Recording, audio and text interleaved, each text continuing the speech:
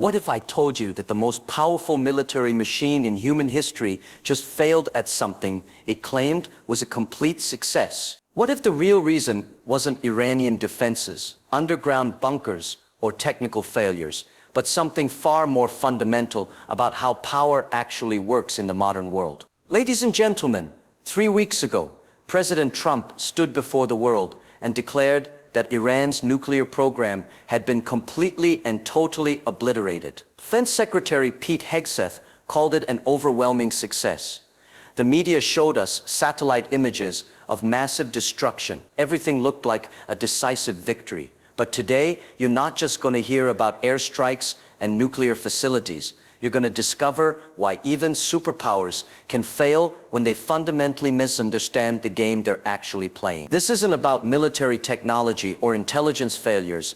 This is about the invisible forces that determine who really wins and loses in our complex world. Stay with me until the end, because what you learn here about Iran will change how you think about strategy, competition, and success in every area of your life. The lessons from this successful failure apply whether you're building a business, advancing your career, or trying to understand how real power operates in the 20th.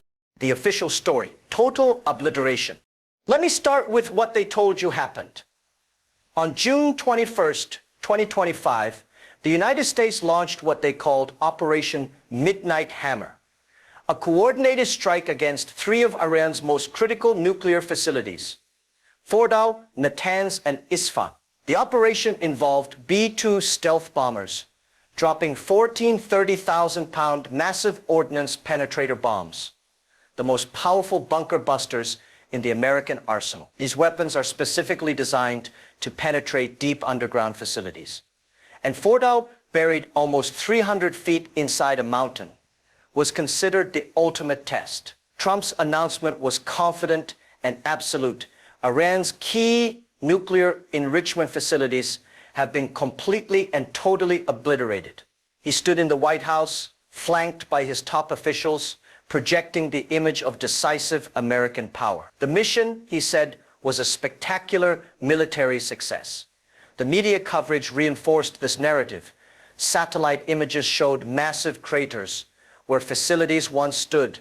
Defense officials spoke of unprecedented destruction. International allies cautiously praised the precision of the operation. For a brief moment, it seemed like American technological superiority had solved one of the world's most complex geopolitical problems with pure force. But here's where the story gets interesting, and where most people stopped paying attention. What really happened? The intelligence that shattered the myth?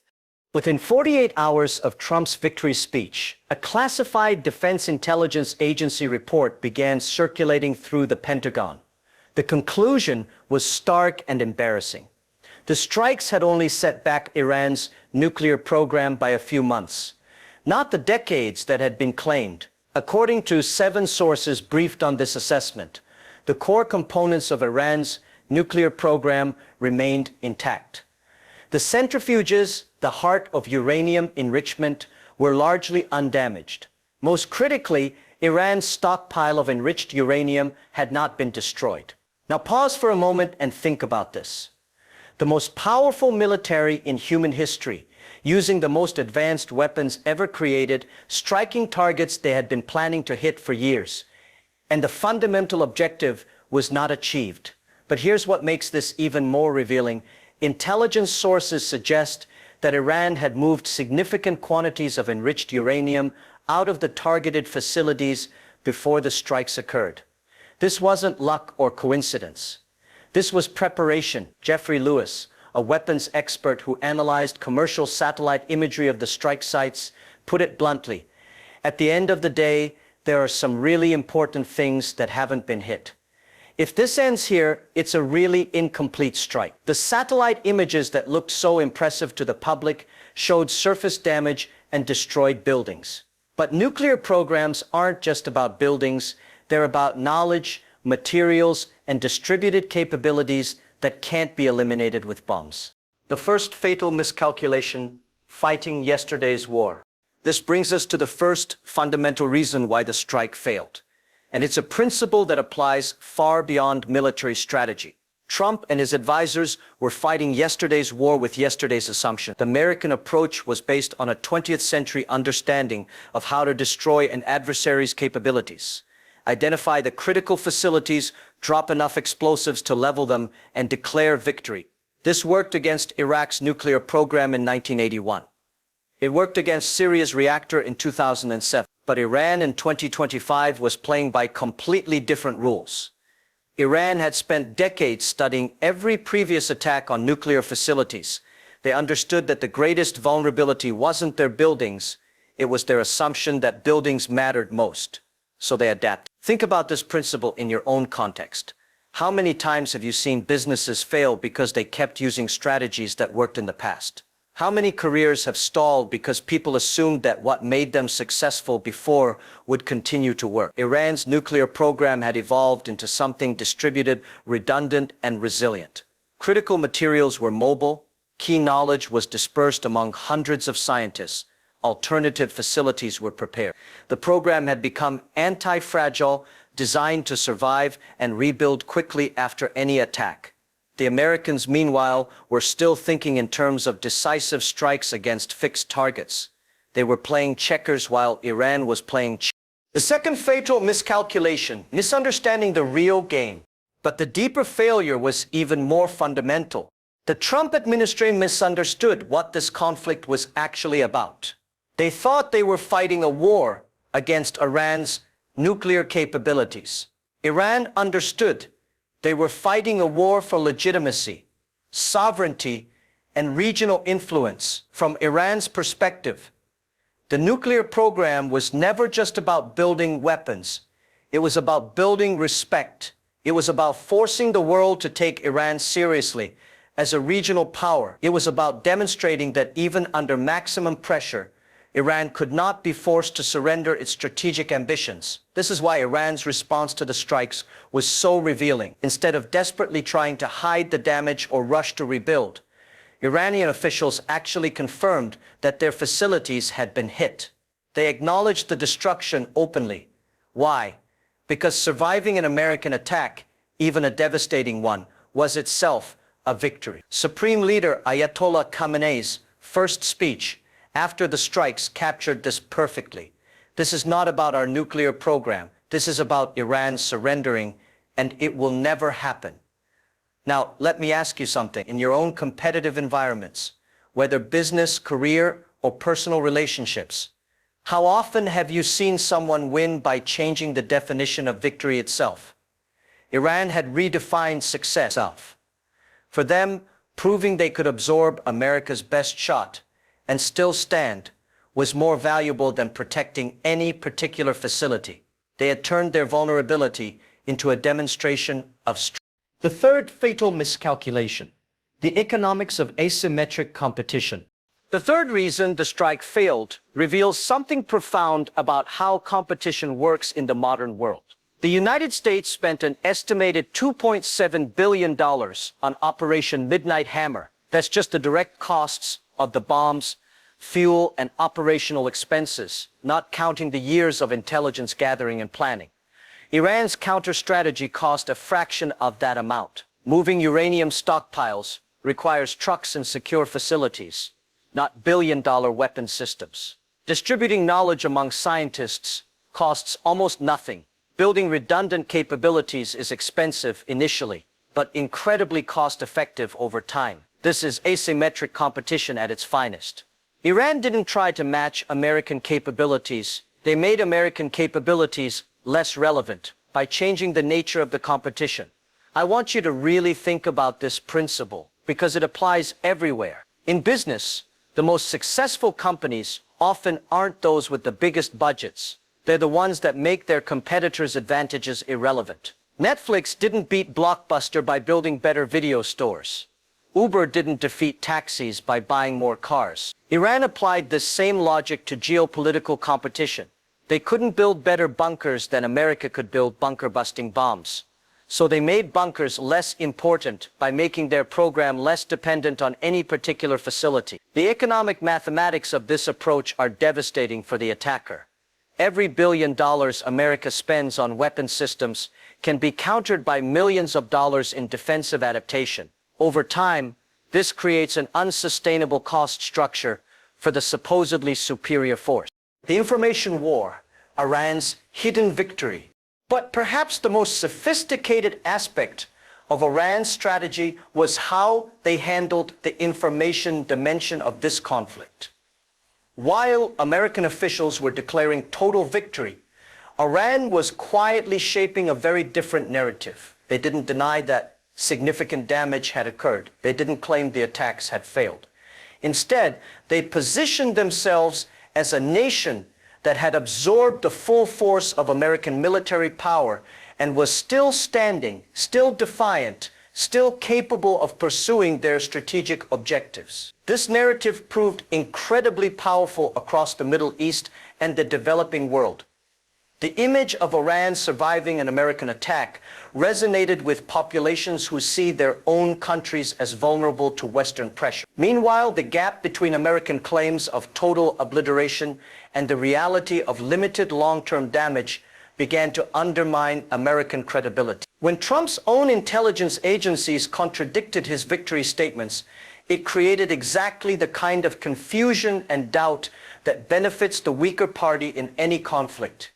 Think about this dynamic in your own context. When someone makes exaggerated claims about their success, and those claims are later proven false, who loses credibility? The person who made the claims or the person who survived them? Iran understood that in the information age, being seen as resilient is often more valuable than being seen as invulnerable. They turned their survival into a demonstration of strength and American claims of victory into evidence of American overreach.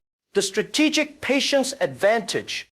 This brings us to one of the most important lessons from this entire episode: the power of strategic patience versus tactical urgency. American decision-making operates on predictable cycles, election cycles, budget cycles, media attention spans. Iran has been playing a much longer game. They've been preparing for this exact scenario for decades.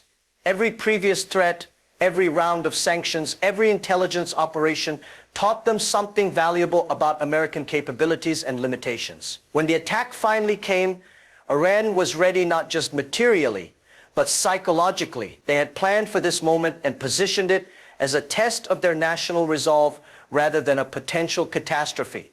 The Americans, meanwhile, were operating under enormous pressure to achieve immediate, visible results.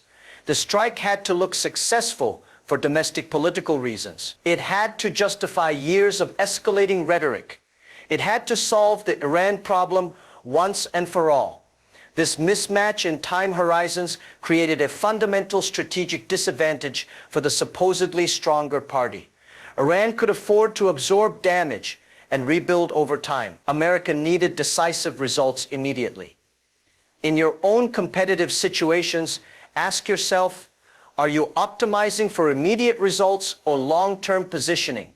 Are you building systems that can absorb setbacks and adapt, or are you dependent on perfect execution of single high-stakes moves? The misunderstanding about modern power. At the deepest level, the failure of Trump's Iran strike reveals a fundamental misunderstanding about how power operates in the 21st century. Traditional models of power assume that superior capabilities automatically translate into superior outcomes. But modern competition is far more complex. Real power today comes from adaptability, resilience, and the ability to shape the rules of the game itself. It comes from understanding that every action generates reactions, and that your opponents are actively learning from every move you make. Iran demonstrated this by treating the American attack not as a crisis to be survived, but as an opportunity to be exploited. They used the strike to demonstrate their resilience, to rally domestic support, to gain international sympathy, and to expose American limitations. The nuclear facilities can be rebuilt. The knowledge cannot be destroyed. The political message that Iran will not be intimidated even by the world's most powerful military will resonate for decades. What this means for you. Now, I want you to think about how these principles apply in your own life and work. Whether you're building a business, advancing your career, or managing relationships, the same dynamics are at play. Success increasingly goes not to those with the most resources, but to those who understand the rules of the game. Not to those who can deliver the most force, but to those who can adapt and respond most effectively. Not to those who win every tactical encounter, but to those who shape the strategic environment to their advantage. When you're facing a more powerful competitor, don't try to match their capabilities directly. Change the nature of the competition. When you're under pressure, think about how to turn that pressure into demonstration of your resilience. When someone attacks your position, consider whether surviving that attack might actually strengthen your long-term position. The companies that dominate their industries often aren't the biggest or best funded when they start. They're the ones that figure out how to make size and resources less relevant. The people who advance fastest in their careers often aren't the most technically skilled initially. They're the ones who understand the political and psychological dimensions of professional success. The broader implications, the failure of Trump's Iran strike also reveals something important about American power in the modern world. Military superiority, while still important, is no longer sufficient to achieve political objectives against sophisticated opponents who understand asymmetric strategy. This has implications far beyond the Middle East. China, Russia, and other competitors are carefully studying Iran's approach. They're learning that American military advantages can be neutralized not through direct confrontation, but through patience, preparation, and strategic thinking. For American policymakers, this should be a wake-up call about the limitations of force-based solutions to complex political problems. For America's competitors, it's a master class in how to resist pressure from a more powerful adversary. For the rest of us, it's a reminder that in our interconnected, fast-moving world, intelligence and adaptability often matter more than raw capability. The price of misunderstanding. The real cost of this strategic failure goes far beyond the immediate operational results. The United States invested enormous political capital in claiming total success. When that claim proved false, it damaged American credibility, not just regarding Iran, but regarding its broader strategic competence. Iran, meanwhile, gained something invaluable, proof that they could withstand America's best shot and continue pursuing their objectives. This psychological victory may prove more valuable than any physical nuclear capability. The strike also demonstrated to other countries that American military action doesn't necessarily achieve American political objectives. This lesson will influence calculations in capitals around the world for years to come. Conclusion. The real victory. What we've discovered here isn't just about military strategy or Middle Eastern politics. It's about the fundamental nature of power, competition, and success in our complex modern world. The real reason Trump's Iran strike failed wasn't technical, it was conceptual. American leaders were fighting the war they wanted to fight rather than the war they were actually in. They were playing by rules that no longer applied against an opponent who had rewritten those rules entirely. Iran's victory wasn't about protecting their nuclear facilities. It was about proving that even superpowers can be outmaneuvered by opponents who understand strategy better than tactics, patience better than pressure, and adaptation better than force. In your own competitive environments, remember this: the strongest position isn't always the most heavily fortified. Sometimes it's the most flexible. The most successful strategy isn't always the most aggressive. Sometimes it's the most intelligent. The companies, leaders, and individuals who thrive in our rapidly changing world are those who understand that winning isn't about having the best weapons, it's about fighting the right war. Thank you for staying with me through this deep strategic analysis. In a world full of surface-level explanations and comfortable narratives, You chose to engage with the complex realities that actually shape outcomes. That intellectual courage, that willingness to look beyond the obvious, is what separates those who merely react to events from those who understand and anticipate them. If this analysis opened your eyes to the strategic patterns shaping our world, subscribe to Power Vision for more insights that reveal the hidden forces behind global events. Keep questioning the official stories. Keep building for the long term. And remember, in a world where everything seems uncertain, strategic thinking is the ultimate competitive advantage. This is Power Vision, where we don't just watch history unfold. We decode the power dynamics that shape tomorrow. Until next time, stay strategic, stay patient, and never underestimate the power of understanding the real game being played.